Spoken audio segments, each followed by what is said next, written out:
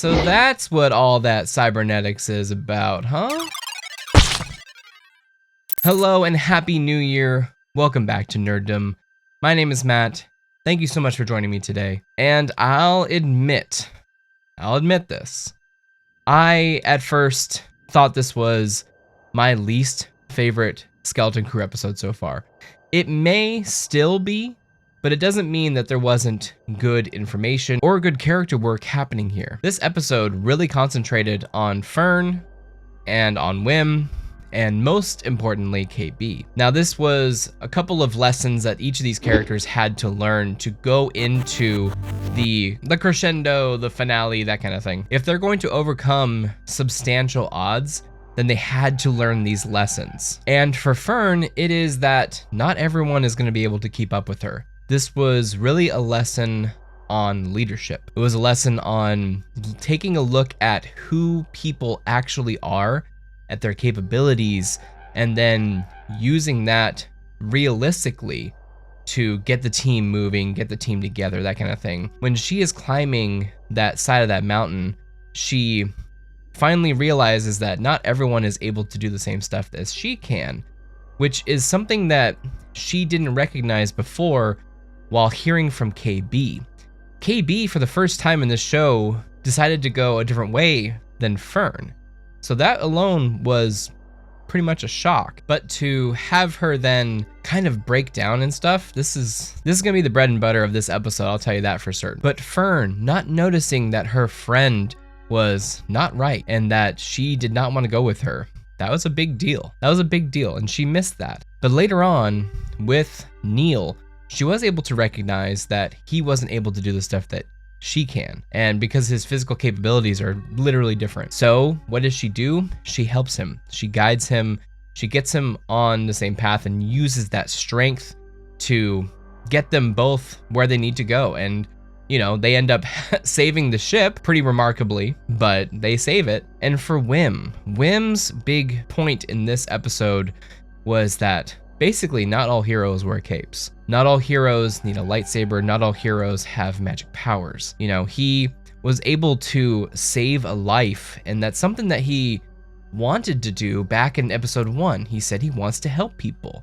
So with that, he was finally able to really help someone. He didn't go on this, you know, super crazy, he's not force sensitive, all this other stuff. He literally just, you know, calmed down, lived in the moment, and he was able to help his friend when she needed him. And that was a great thing. And KB has a snarky line about, like, you know, it's, you just saved a life. Wasn't that exciting? Or wasn't that as exciting as you thought it was going to be, huh? It's pretty cool, and that I think that's a good lesson. You know, it's a good lesson to go out and for Wim to learn. It's that, you know, maybe he is thinking about this adventure in a wrong way or a different way. And maybe he needs to think about friendship and his life maybe a completely different way. And then KB. KB is literally the quiet things that nobody knows. It is the suffering in silence. It is she has something going on that these cybernetics are keeping her alive. And this isn't the first time we've seen cybernetics keeping someone alive. Hello, Darth Vader. Darth Malgus, you know, they have appendages that are robot-like, that are cyborgs. You know, technically Luke Skywalker's a cyborg. I guess part cyborg? I'm not quite sure. But we have also another pirate who has cybernetics, has augmentations, I think they're called in the show. And then we have Lobot. So Lobot, I don't know too much about. I know that he has a bunch of lore and a bunch of background, but I personally have not looked into it. But it looks like her augmentations, KB's augmentations, are keeping her alive. And she has gone through so much this season physically that I think she is, of course, an allegory for someone with disabilities, but she has been toughing it out this entire time. And I didn't realize this until someone else pointed it out, but she has been saying things and noticing things that have been messing with her the entire show. And it's finally caught up to her in this episode. She is like, hey, I'm done. Unless I get this help, I am finito. I am out. And luckily, again, she is able to talk to Wim to get him to to do what he needs to do to save her life. But like I said, she has been with Fern the entire time, and Fern has kind of been reckless with her. And she has been the one who, it's possible that, you know, her parents, we talked about how they are able to monitor her vital signs, and they don't have cybernetics. So it looks like she was a child who was saved. Maybe she had a disease or some type of accident. She was saved by cybernetics, and they're able to monitor her. And now that she's off world, this is her first time really being on her own. And luckily her friends are there to save her this time, and that she's able to talk them through how to save her. So I think it was just a really good episode in that regard. It was very short, but finally we had a character building moment for KB. And like I said, it's pretty crazy that I haven't realized the whole time that she has been, you know, like I said, suffering in silence. She really has. She's been in the background. And I've been pointing out every single video how she's in the background, and I want her to be characterized and brought to the forefront. And here it finally is. Here it finally is. This is her episode. And yeah, it was a great time.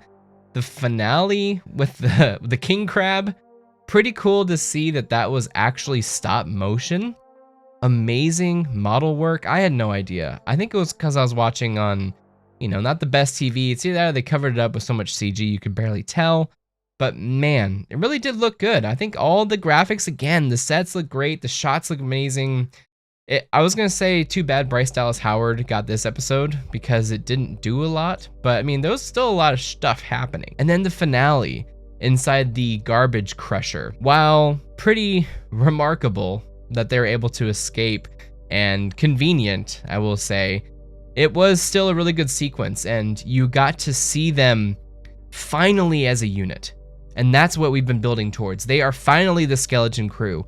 They are working together. Neil learned how to pilot. Fern learned how to do the other thing. KB is the master engineer, and she was watching Jod and others do all the stuff on the ship.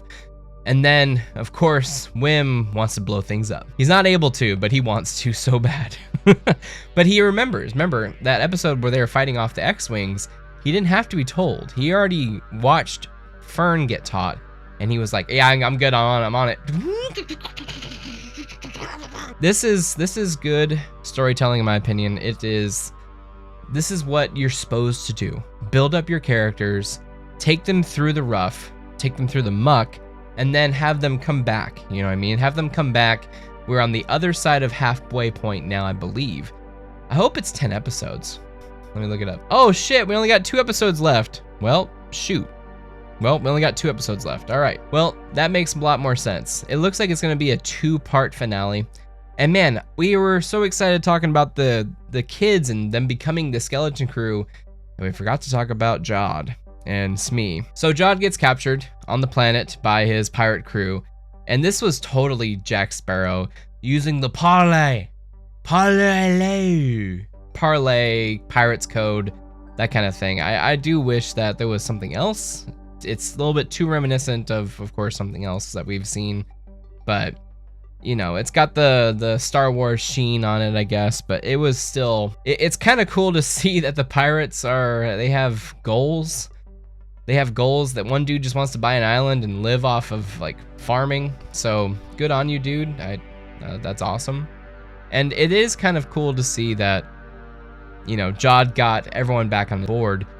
And I think we're gonna possibly run into a really big crescendo here. And is this the same pirate crew that we saw in Mando Season 3? That's what I really want to know. If so, it looks like they're gonna have a new new pirate captain. Maybe Jod will run off. Maybe, what's his name? Brutus will be something else. I don't remember. But yeah, he's able to talk his way out of it, and they're now on board, and we'll see how the finale goes. I hope it's a couple of big a two-parter finale kind of thing. And like I said, they have a brand new skeleton crew ship. They are now able to work the ship. They're competent, and they're all together as friends. They're all together. They all learn the lesson kind of thing. Except Neil. Neil has kind of just been hanging around, but love you, Neil. You're awesome, dude. But yeah, another great episode. Like I said, it was very short, but it did what it needed to do. And good allegory there for, like I said, people suffering in silence, the quiet things that nobody knows. What were your thoughts? Let me know your thoughts down below in the comments. What did you think of episode 6 of The Skeleton Crew? How are you enjoying the show so far? Let me know. And if you liked the video, feel free to subscribe. Also, feel free to smash the like button. It really does help out the channel get pushed out to new people, new friends. And until next time, thank you so much for watching, and we'll see you later.